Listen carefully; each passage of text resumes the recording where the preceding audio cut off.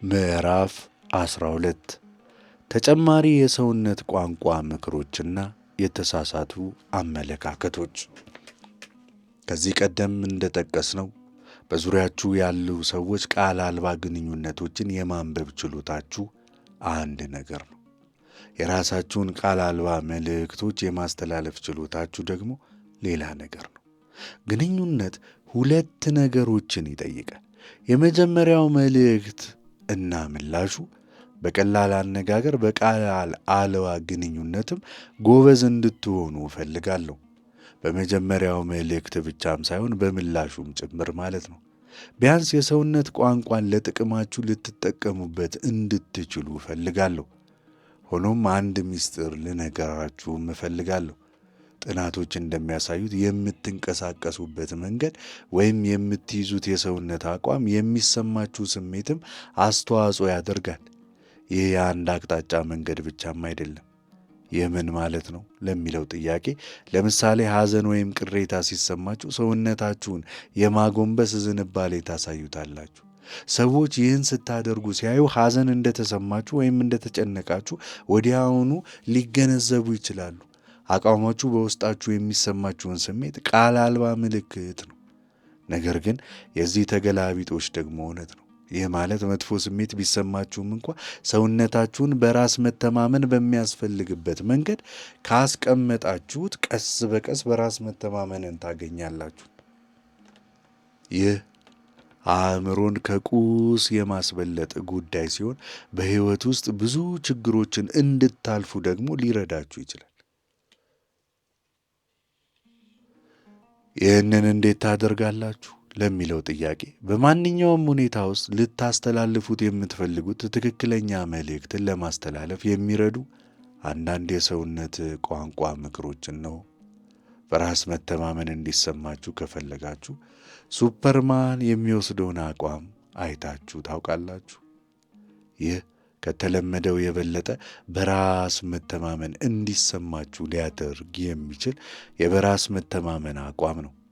ይህ ከፍተኛ ኃይል ያለው አቋም የቴስቴስትሮን መጠንን የሚያነቃቃ ሲሆን በሰውነት ውስጥ ያለውን የኮርቲዞል መጠን ይቀንሳል። እንደምታውቁት ኮርቲዞል የጭንቀት ሆርሞን ሲሆን ይህ ሰውነታችሁ ውስጥ ባነሰ መጠን ለእናንተ የተሻለ የሆነ አቋሙ በትክክል ምንድን ነው? እጆቻችሁን በወገቦቻችሁ ላይ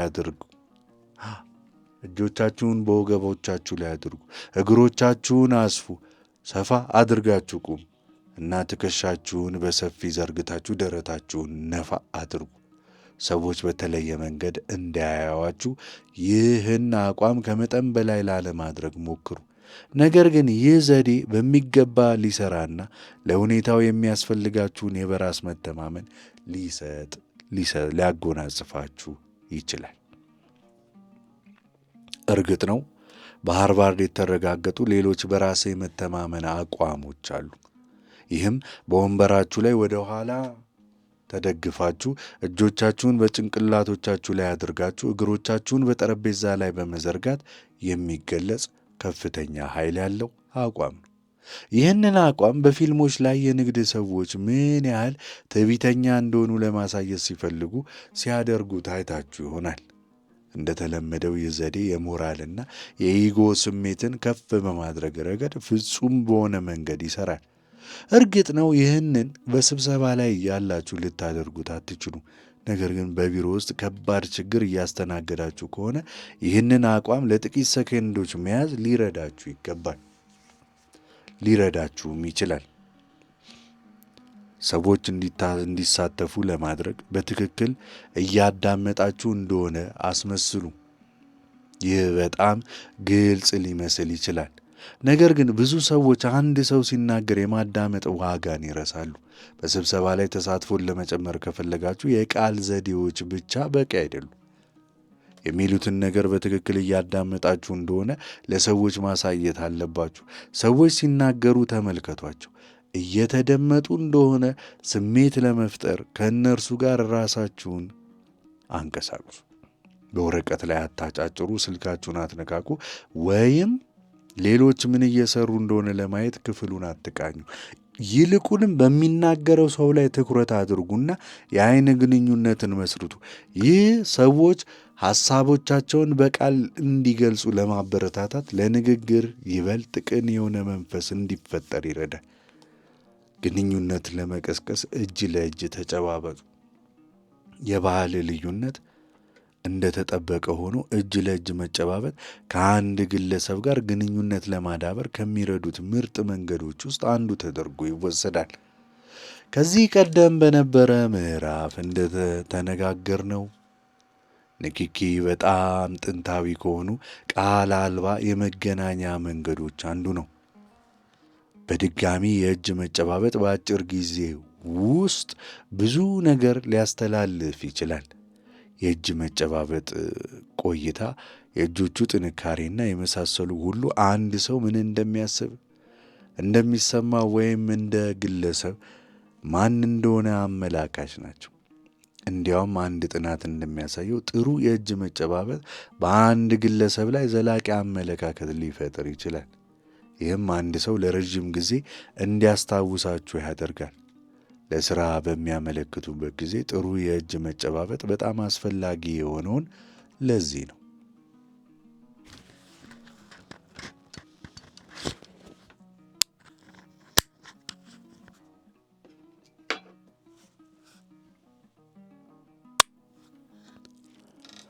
መልካም ስሜቶችን ለማስተዋወቅ ፈገግ ይበሉ። ቅን ፈገግታ የእናንተን የደህንነት ስሜት ማነቃቃት ብቻም ሳይሆን በተመሳሳይ በዙሪያችሁ ላሉ ሰዎች እናንተ ለትብብር ዝግጁና ተግባቢ እናም እምነት የሚጥሉባችሁ እንደሆነ ይነግራቸዋል። ቅን ፈገግታ ቀስ ብሎ ይመጣል፣ ፊትን ያበራል፣ አይኖችን ያጨማድዳል፣ ቀስ ብሎ ደግሞ ይጠፋል። ከሁሉም በላይ ፈገግታ ሰዎች ለእናንተ የሚሰጡት ምላሽ ላይ ቀጥተኛ የሆነ ተጽዕኖ አለው። በአንድ ሰው ላይ ፈገግ ስትሉ እነሱም ሁል ጊዜ ማለት ይቻላል በምላሹ ፈገግ ይላሉ። እናም የፊት ገጽታዎች ተመጣጣኝ ስሜቶችን ስለሚቀሰቅሱ በምላሹ የምታገኟቸው ፈገግታዎች የዚያን ሰው ስሜታዊ ሁኔታ በአዎንታዊ መልኩ ይቀይራሉ። እንቅፋቶችን በማስወገድ ትብብርን ያበረታቱ። ክፍት የሆነ አቀማመጥ ያላቸው ቢሮዎችን አይታችሁ ይሆናል። ይህ በሰዎች መካከል ትብብርን ለማበረታታትና ፈጠራን ለማሻሻል ታስቦ የተዘጋጀ ነው። ጥናቶች እንደሚያሳዩት ይህ አይነቱ በቢሮዎች ውስጥ ያለው ክፍት አቀማመጥ ሰዎች እርስ በእርስ በፍጥነት እንዲገናኙና በቢሮ ውስጥ ያለውን ጓደኝነት መንፈስ እንዲያሻሽሉ ያስችላቸዋል። ሆኖም እንቅፋቶች በግድግዳዎች ብቻ የተገደቡ አይደሉም። እውነታው ግን ሰዎች ሁል ጊዜም በዕለት ተዕለት ሕይወታቸው ውስጥ ሳያስቡት እንቅፋቶችን ይፈጥራሉ። ለምሳሌ ምናልባት መጽሐፍ የያዛችሁት እያነጋገራችሁት ካለው ሰው ጋር የዓይን ግንኙነታችሁን በሚዘጋ መንገድ ሊሆን ይችላል። የቡና ሲኒያችሁንም የያዛችሁት ምናልባት ንግግርን በሚያዳክም መንገድ ሊሆን ይችላል። ወይም ደግሞ ኮታችሁን አጥብቃችሁ በመያዝ ሰዎች በእናንተ ጋር እንዳይነጋገሩ ልታደርጓቸው ትችላላችሁ። የእንቅስቃሴ ምልክቶቻችሁንና እነዚህን ለሌሎች እንዴት እንደሚታዩ እንዲሁም በተገላቢጦሹም ልብ በሉ። ከሰዎች ጋር ግንኙነትን ማስተዋወቅ ከፈለጋችሁ ክፍት የሆነው መስመር ከእናንተ መጀመር አለበት። ንግግሮቻችሁን በእጃችሁ አሻሽሉ። በእጆቻችሁ ብታምኑም ባታምኑም በምትነጋገሩበት ጊዜ የእጅ ምልክቶችን መጠቀም አቋማችሁን ለማስረዳት በእርግጥም ጠቃሚ ነው። የእጅ እንቅስቃሴ በአንጎል ውስጥ በቀጥታ ከንግግር ጋር የተገናኘ ነው። ይህም እጆቻችሁ በሚንቀሳቀሱበት ጊዜ የአስተሳሰብ ሂደታችሁ ፈጣንና ግልጽ እንዲሆን ያስችላችኋል። ውሸታሞች ብዙ ጊዜ የዘገዩ የእጅ ምልክቶች የሚያሳዩትም ለዚህ ነው። ይህ የሆነው የሚናገሩት ነገር ከአእምሯቸው ጋር በጥልቅ የተገናኘ ስላልሆነ ነው። እጆቹ በተፈጥሯዊ መንገድ አይከተሉም። ስለዚህ በዘገዩ የእጅ ምልክቶች ይህንን ለማካካስ ይገደዳሉ። ተጨማሪ ግንዛቤዎች ለማግኘት የሰዎችን እግሮች ይመልከቱ። እግሮች የሰውነት ቋንቋ በተመለከተ ትልቅ ቦታ አላቸው። እንደ ሰውየው ስሜት እግሮች ይንኳኳሉ፣ ይጫወቱባቸዋል ወይም ወደ ተለያዩ አቅጣጫ ይጠቁማሉ። ምናልባትም ከትልልቅ አመልካች አንዱ እግሮች ወደ የትኛው አቅጣጫ እንደሚያመለክቱ ነው። በውይይት ወቅት እግሩ ከእናንተ ዞሮ የሚያመለክት ከሆነ ያ ሰው በእርግጥ ለመነጋገር ፍላጎት እንደሌለው ያሳያል። ወደ እናንተ የሚያመለክት ከሆነ ግን በውይይት ውስጥ ሙሉ በሙሉ ተጠምዷል። ከሌሎች የሰውነት ክፍሎች አንጻር እግሮችን ማየትም ለማንበብ ሊረዳ ይችላል። እንዲያውም ጥናቶች እንደሚያሳዩት ሰዎች ሙሉ ሰውነታቸውን ማየት ከቻሉ ሌሎችን ይበልጥ በትክክል ማንበብ ይችላሉ። ስልጠናዊ ድምፅ እንዲኖራችሁ ድምፃችሁን ዝቅ አድርጉ። አስፈላጊ ጥሪ ከማድረጋችሁ ወይም ንግግር ከማቅረባችሁ በፊት ድምፃችሁ ዘና እንዲል አድርጉ። ከፍ ካለ ድምፅ በተቃራኒ ዝቅተኛና ወጥ የሆነ ድምፅ ስልጣንንና ኃይልን እንደሚያስተላልፍ ታይቷል። በአንድ አረፍተ ነገር መካከል መጠነኛ ጭማሪ እንዲኖር አድርጉና መልሳችሁ ዝቅ አድርጉት። ይህ የሚሉ ቃላት ጋር እንዲመሳሰል አድርጉት። ይህ ስሜት ሕዋሳትን የሚነካ፣ ሌሎችን ሰዎች የሚያዝናና እንዲሁም እናንተን ብዙ ሳትጥሩ በኃይል ቦታ ላይ የሚያስቀምጥ እጅግ ረቂቅ መንገድ ነው። የተለመዱ የሰውነት ቋንቋ የተሳሳቱ አመለካከቶች ውድቅ ሲሆኑ ልትጠነቀቋቸው በሚገቡ ብዙ የሰውነት ቋንቋ ምክሮች በውጪ በስፋት እንደሚገኙ ልብ በሉ። ከእነዚህ መካከል ብዙዎቹ የተሳሳቱ አመለካከቶች ናቸው ወይም በሳይንስና በጥናት ሐሰት መሆናቸው ተረጋግጧል። ለእነዚህ ዘዴዎችና ስልቶች ብዙም አይጠቅሟችሁምና ከእንግዲህ በእነሱ ላይ አትመኩ። በአንድ ሰው ላይ ማፍጠጥ ሊያስፈራራው ይችላል። አልፋ ወንዶች አይኖቻቸውን በትንሹ የማርገብገብ ዝንባሌ እንዳላቸው እውነት ነው። ነገር ግን ይህ ማለት በአንድ ሰው ላይ ማፍጠጥ እናንተን አልፋ ወንድ ያደርጋችኋል ማለት አይደለም። ይህ ዘዴ በሰዎች ላይ የበላይነት ከማሳየት ይልቅ ወደ እንግዳው አስደንጋጭ ድርጊት ያደላል። በብዙ አጋጣሚዎች ይህ የሌሎች ሰዎች ጋር ጠብን ብቻ ሊጭር ይችላል። መጀመሪያ መናገር የበላይነትን ይሰጣል። በአሁኑ ጊዜ ሰዎች መጀመሪያ ማን እንደተናገረ ሳይሆን የነገሮችን ይዘት በጥልቀት ስለሚመለከቱ ይህ በጭራሽ እውነት አይደለም። በውይይት ውስጥ ከፍ ባለ ድምፅ ወይም በፍጥነት መናገር ተመሳሳይ ነው። በክርክሮች ወይም ወዳጃዊ ውይይቶች ወቅት የመረጃ ጎርፍ ወይም ብዛት ትክክለኝነትን፣ ግልጸኝነትን ሊያሸንፍ አይችልም። የበላይነትን ለማሳየት ሰውን መጀመሪያ ይንኩ። በድጋሚ ይህ የበላይነት ለማግኘት እንደ የመጀመሪያ መናገር ነው። በውይይት ላይ ትልቅ ተጽዕኖ የለውም። እንዲሁም በሁኔታው ውስጥ አልፋ ማን እንደሆነ አይተነብይም። ኧረ እንዲያውም አንዳንድ ምክሮች በውይይት ወቅት እጃችሁን በሌላ ሰው እጅ ላይ እንድታስቀምጡ ይናገራል።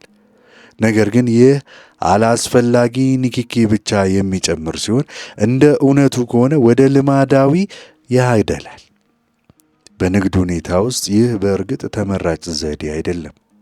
የሰውነት ቋንቋ ትክክለኛ ሳይንስ እንዳልሆነ ደጋግሜ ከመናገር አልቦዝንም። ጠባያትና ባህሪያት ይለያያሉ።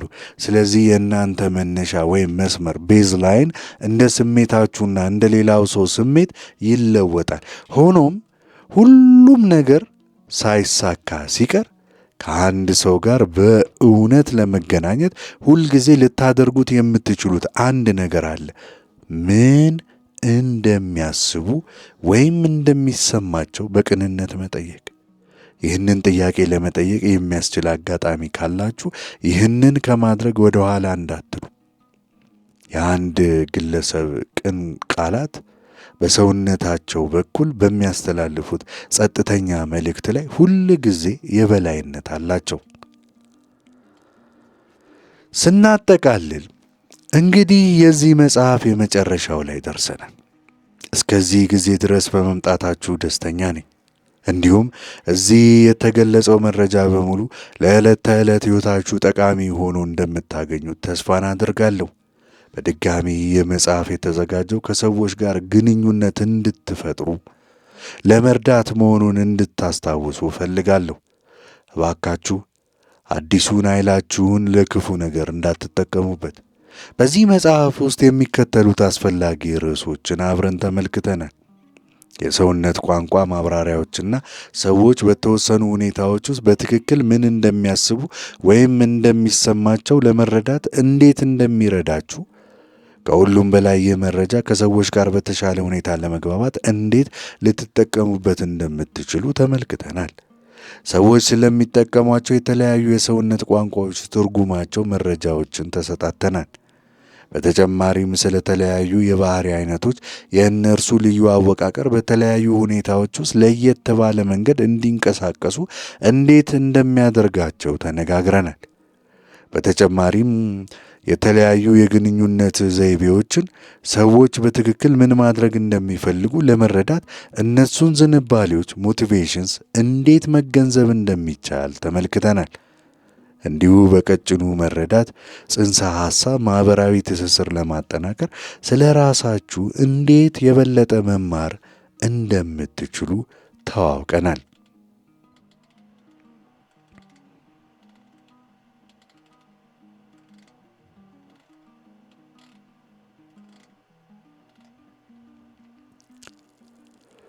ስለዚህ ከመለያየታችን በፊት ይህን መጽሐፍ ስላዳመጣችሁ፣ ገዝታችሁ ስላነበባችሁ በጣም አመሰግናለሁ።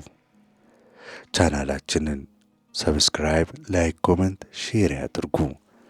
ይህንን መጽሐፍ ተርጉሜ ያቀረብኩላችሁ እኔ ዮናታን ዳዊት አሰፋ ሲሆን የቻናላችን አባል በመሆን ቻናሉን አብረን እናጠናክር ስል ጋብዛለሁ።